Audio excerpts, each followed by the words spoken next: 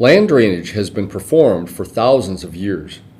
The history of drainage, and specifically the perceptions, attitudes, and legislation that have shaped drainage, and specifically drainage in Minnesota, are important because in order to understand the present state of drainage and how to shape the future of drainage, we need to understand and be aware of the past.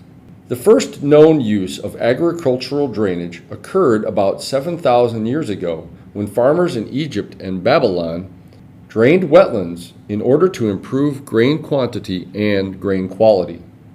During the 14th and 15th centuries in Europe, farmers in France were the first to use clay tile for agricultural drainage.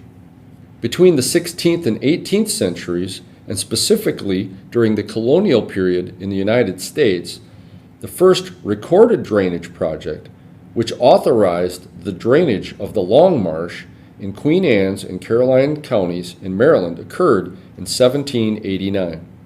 That project is still in existence today. In the 19th century, in 1835, the first known installation of clay tile in the U.S. by farmer John Johnston occurred near Geneva, New York. By 1851, Mr. Johnston had installed 16 miles of tile on his farm. By the mid-19th century, specifically in 1858, Minnesota was granted statehood, and that same year, the first Drainage Act was approved. The Drainage Act regulated and promoted land drainage. The Drainage Act specified that drainage projects were to be recorded with the Register of Deeds.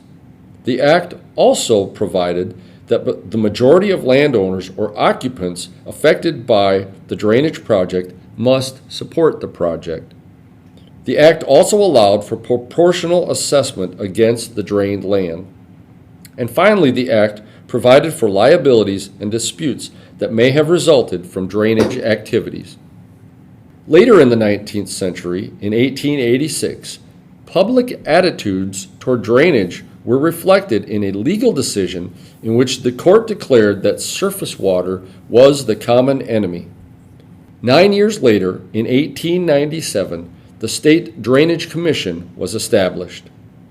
The perceived benefits of drainage included agricultural benefits, benefits to transportation and infrastructure, and human health benefits.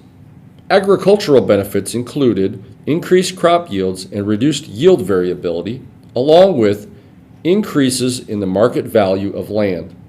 Transportation and infrastructure benefits included the building of public highways, bridges, railroads, cities, and towns. Human health benefits included the reduction of public health risks from disease-causing insects like mosquitoes. In the early 20th century, in 1919, the Drainage and Conservancy Act of Minnesota was enacted. This act allowed for the establishment of drainage and conservation districts to address a variety of issues, including drainage.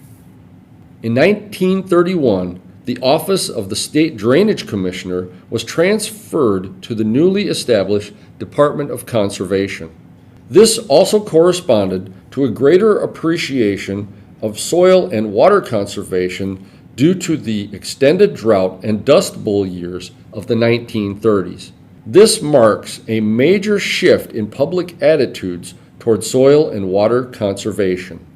In 1955, Minnesota passed a law that required the conservation of soil, water, forestry, wild animals, and related natural resources, and that these be considered in future public drainage projects.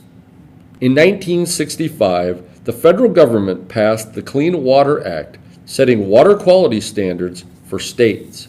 In 1973, legislation passed in Minnesota to limit drainage activities.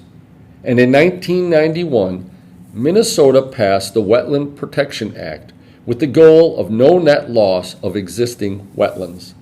Perceptions and attitudes toward water and drainage and legislation have changed since the 1850s. This is also reflected in current drainage system design and management.